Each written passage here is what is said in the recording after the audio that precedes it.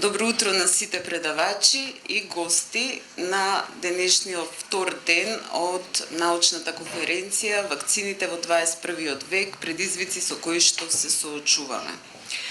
Успешно завршениот прв ден, кој што во фокусот ги имаше правните и социолошките аспекти на присилните медицински информации и на кој што многу научивме од нашите ценети гости, правници и адвокати.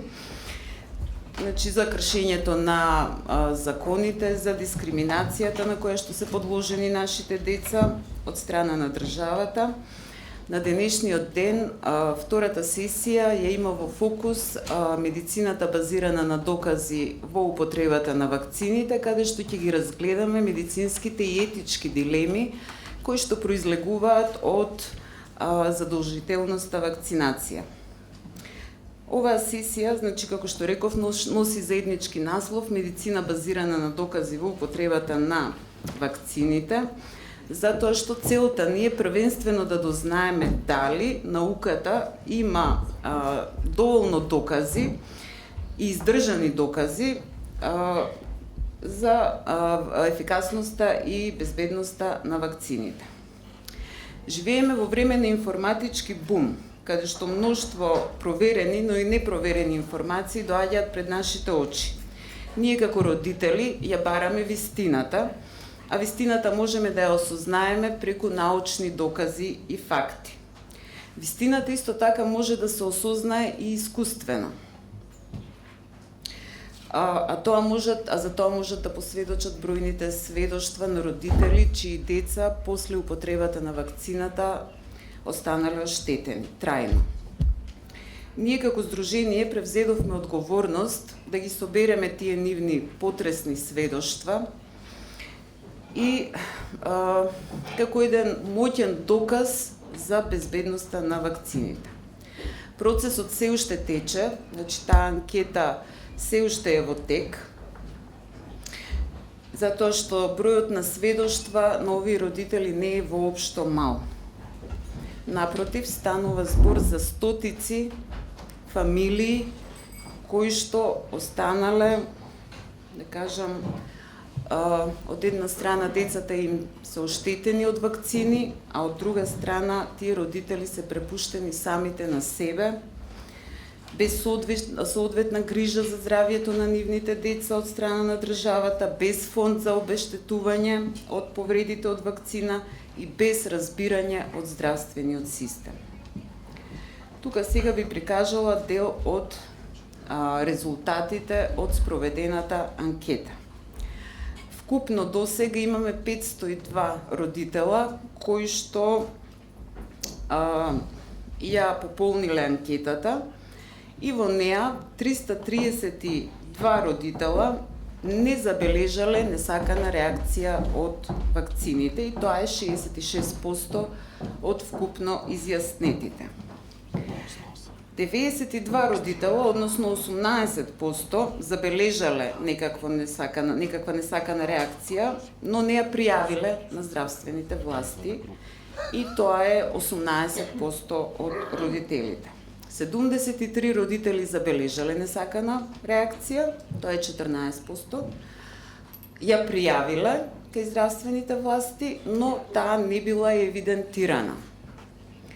И само 5 родитела, односно 1% од тие што пријавиле и несаканата реакција била евидентирана.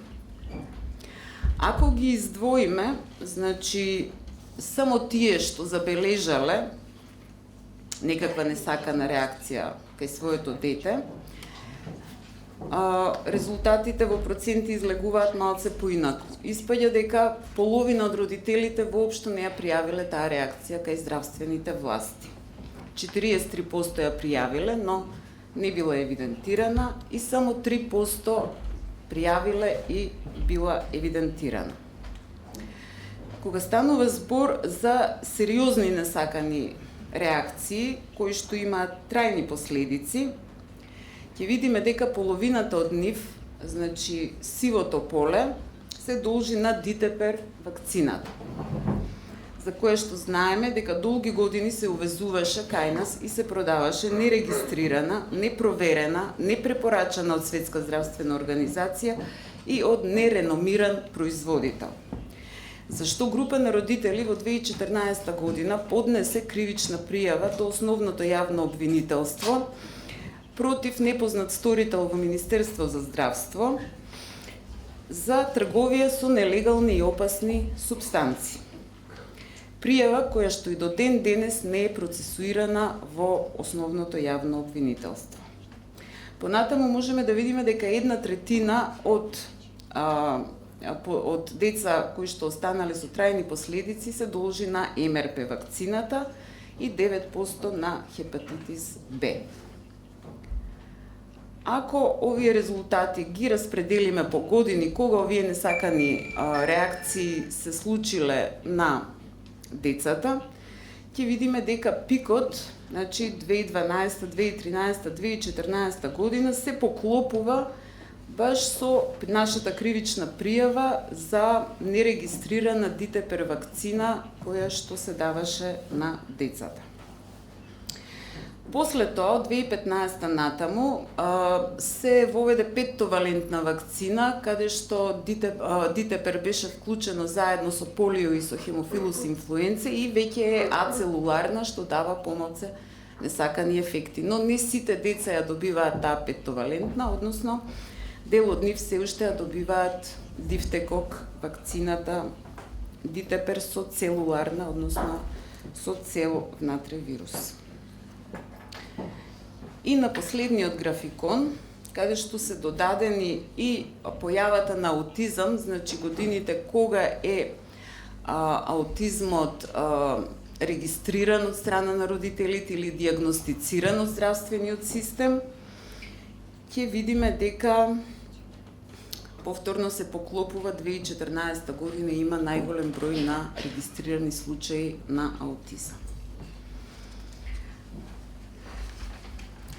Оно што ни е веќе познато, а сега и се потврди низ оваа анкета, дека реакциите од вакцините кои што се пријавуваат и кои што ги доживеале здрави деца не се пријавуваат соодветно во центрите за следење на несакани дејства од лекови. Иако законот јасно кажува дека треба да биде пријавен секој сомнеш, значи не мора да биде тоа докажано дека е поврзано со вакцината, доволно е да има сомнеш, треба да биде пријавено.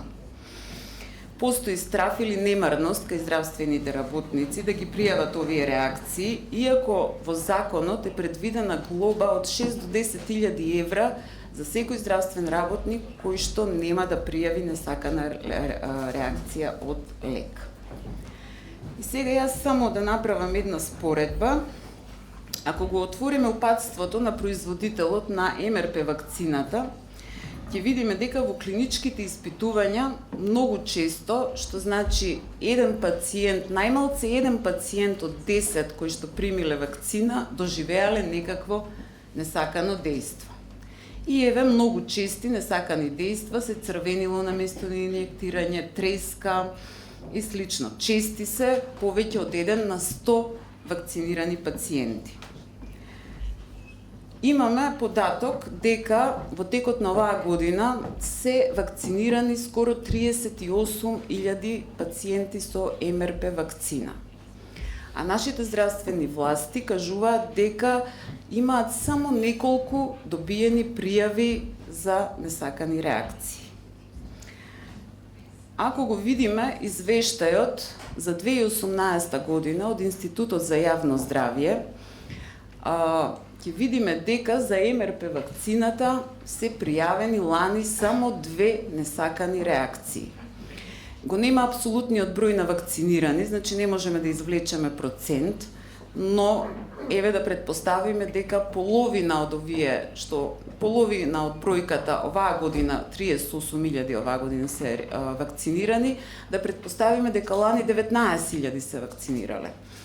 Ако од нив половина, речеме според анкетата, родителите не ја пријавиле вакцината, сепак остануваат 950 пријавени реакции. Значи, од 950 пријавени реакции од родителите, само 2 се прикажуваат како несакани реакции од вакцина.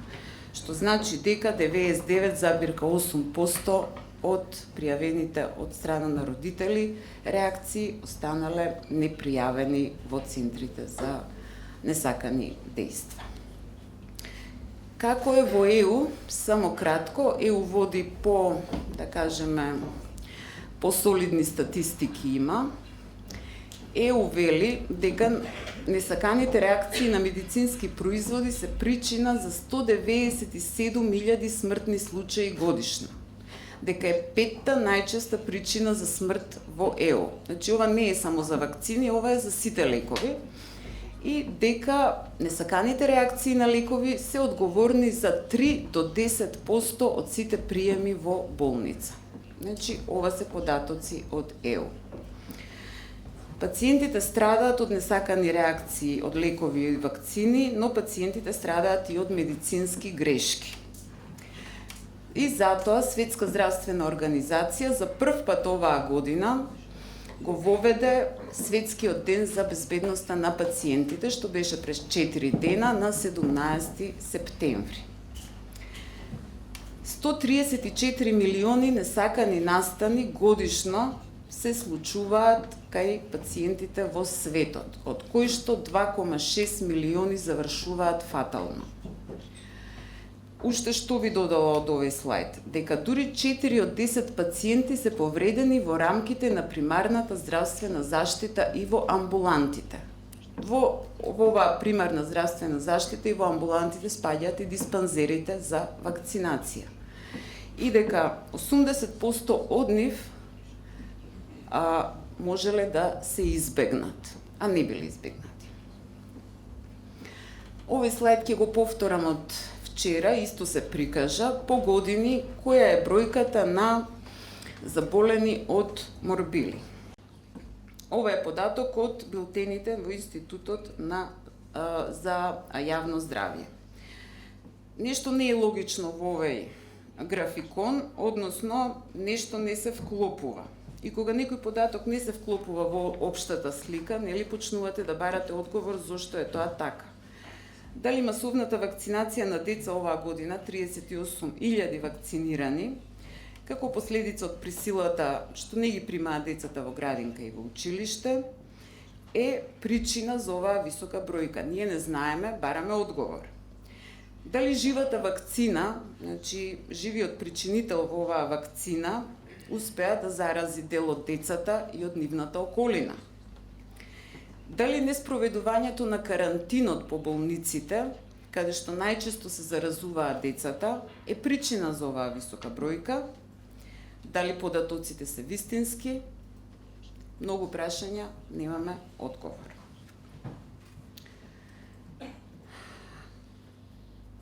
Значи, според вакциналниот статус, ова се исто податоци од Институт за јавно здравје, 80% од заболените биле невакцинирани, некомплетно вакцинирани или со непознат вакцинален статус.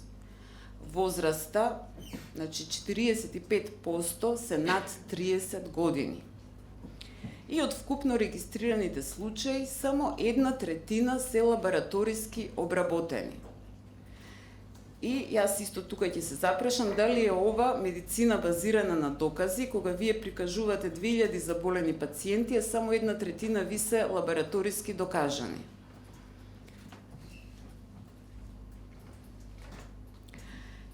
Исто така, кога ќе отворите на Институтот за јавно здравје и ќе напишете мали сипаници или морбили, прво што ви се појавува дека постои достапна, безбедна, ефикасна и економична вакцина. За оваа вакцина и за оваа болест ќе чуеме подоцна малку повеќе. Сега во овој момент сакам само да се осврнам на упатството од производителот, за да видиме дали безбедна, ефикасна и економична вакцина, дали станува стварно збор за таква вакцина. Во упатството кај производителот пишува дека, иако нема расположливи податоци кои се однесуваат на протективната ефикасност, значи немаат податоци кои што се однесуваат на протективната ефикасност. Значи не се знае дали штити, но имуногеноста е прифатена како индикација за протективна ефикасност, што значи дека ако се покачи бројот на антитела, автоматски за нив е тоа значи дека вакцината штити. Значи не знаеме дали е ефикасна, бидејќи производителот вика не е докажана протективната ефикасност. Да видиме дали е безбедна. Во несакани ефекти стојат менингитис, енцефалитис, васкулитис, тромбоцитопенија, а да ја видиме и цената. Не знам дали колку се гледа, ќе ви кажам, цената за 100 ампули е 55.000 денари. И сега, јас се прашувам, нели, дали е ова вакцина воопшто ефтина, ако има недокажана ефикасност и ако предизвикува толку несакани ефекти. Ова се едни постери кои што јас лично ги сликав во една чекална на нашата клиника. Овде стојат залепени постери каде што се стимулираат пациентите да се вакцинираат за грип. Грипот кај нас, вакцината за грип не е задолжителна, но затоа здравствените власти се служат со маркетинг и меѓу другото викаат грипот може да биде опасен за вас и за вашето неродено дете, вакцинирајте се и долу тоа што е заокружено со црвено вика вакцината е безбедна. Што вика производителот? Вика многу често, значи повеќе од 1 на 10 вакцинирани ќе доживее главоболка, повраќање, иритабилност, губиток на апетит, абнормално плачење, малаксалост, треска, зашеметеност, да не продолжувам понатаму. Уште пострашен е податокот дека нема податоци за употребата на оваа вакцина кај бремени жени. Значи тоа го кажува производителот. И исто така вика нема податоци за дејство врз плодноста кај луѓе.